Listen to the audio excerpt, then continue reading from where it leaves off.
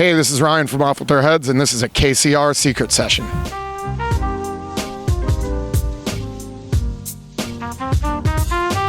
It has been 15 years. Next year, this band will have been around for 15 years.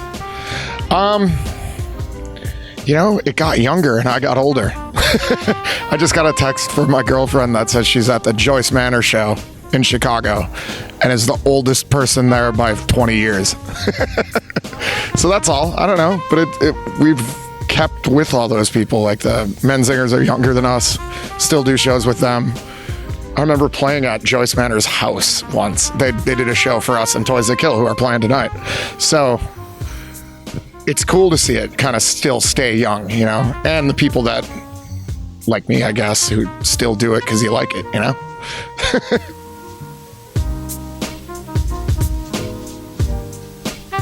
It's just awesome to find different people, because you get sick of doing this after a while. So, well, I don't, but everyone will at some point. So that new blood gets in the band and it's kind of rejuvenating. Now we got Kyle, who's just kind of a monster Muppet on the drums, So he's bringing the energy with his young 30-some-year-old body.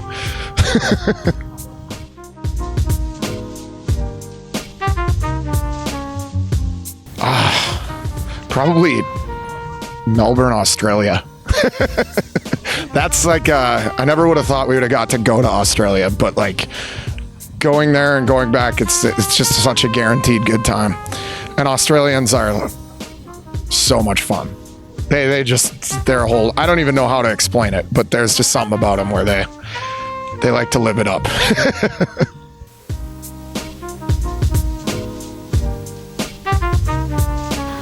There's a lot of good food here. I had a lot of friends here back then, so we were just talking about that when we were driving. I was like, I used to live right over there. When I lived here, I toured so much that I didn't get to spend that much time here. So, my favorite things were just kind of getting to be in one place that's seemingly nice all the time.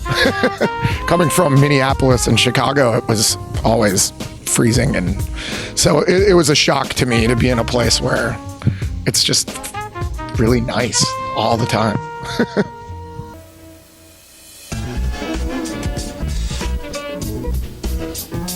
I'd have to say San Diego, I guess. That's a thing that this city seems to pride themselves on, and they take it to the next level, and I appreciate that.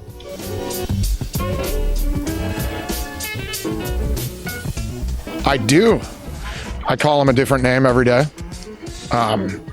So he has his own Instagram that I don't run, which people think I do, which is hilarious. But I follow it. So that's how when I'm on the road, I see him jumping around, and he's a maniac. So he's kind of my best friend in the world.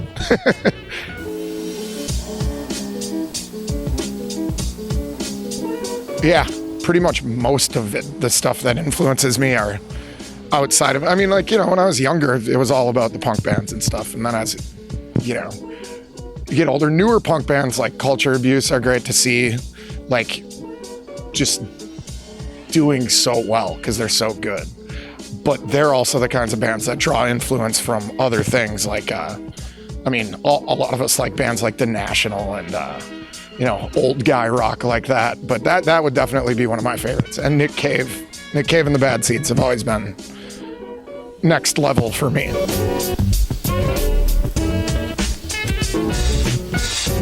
I just got into basketball, so literally last year. So that's my new favorite thing. But I don't have time to do anything because I run my own label and web store and print shop. So most of my free time is spent doing that. So I guess that's kind of my hobby, is doing all that kind of stuff, which is actually what I do for a living. So I guess I win.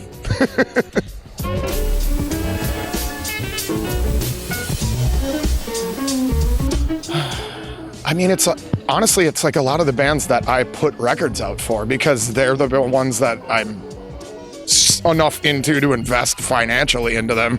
So, Ezra Kyer's record, who was in the band Morning Glory, who is on Fat Records. We've done a couple things with them and put out his solo record, which I think everyone needs to hear because it's amazing. the Sciatic Nerve record we did, which is guys from the Swingin' Utters and Western Addiction and Nothington and stuff like that. Though that's currently kind of my favorite things, which is, I'm very lucky to have my favorite bands be the ones I get to work with. So hopefully that trend continues. Awesome.